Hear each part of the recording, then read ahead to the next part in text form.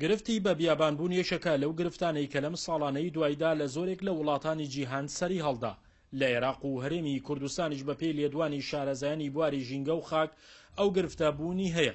سنووری گەرمیانی شێکێکە لەو ناوچانەی کە پێشبینی سەرهەڵدانی ئەو گرفتەی لێ دەکرێت، بۆ ئەو مەبەستەش ڕێکخراوەکانی بواری ژینگە لە ناوچەکە سەرقاڵی خولی هۆشیارین.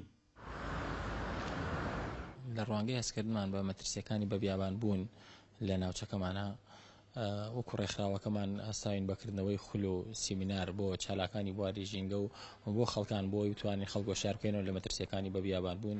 قەتیزبوونی گەرما و دابەزینی ئاستی ڕێژەی دابارینی باران و خۆڵبارین و وشکە ساڵی و ڕاماڵینی خاک و کەمی ڕێژەی سەوزایی، هۆکارە سروشتیەکانی سەرهەڵدانی بە بیابانبوونی زەوین و خراپ بەکارهێنانی زەویش لە بواری کشت و کاڵکردنیش یەکێکە لە هۆکارە مرۆییەکان.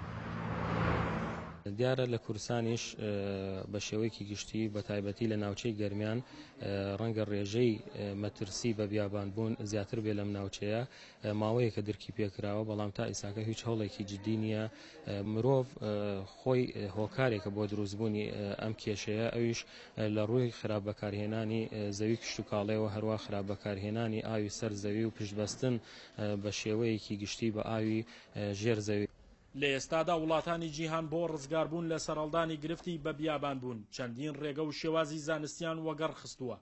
حەقوایە لە هەرێمی کوردستانیش ئەم پرسە مەترسیدارە پشتگوێ نەخرێت و کار بۆ ڕوبەڕووبوونەوەی بکرێت. هەنگاوە کردارەکیەکان لە سنووری گەرمیان بۆ ڕوبەڕووبوونەوەی گرفتی بە بیابانبوون چ لەلایەن حکوومەت و چ لەلایەن هاوڵاتیانەوە ئاراستەی مەترسیەکانی دووچاربوونی ئەم ناوچەیە بەو گرفتە تا ڕادەیەک ڕادەگرێت. شاخەوان محەممەد، کەناڵی کورسات، کەلات.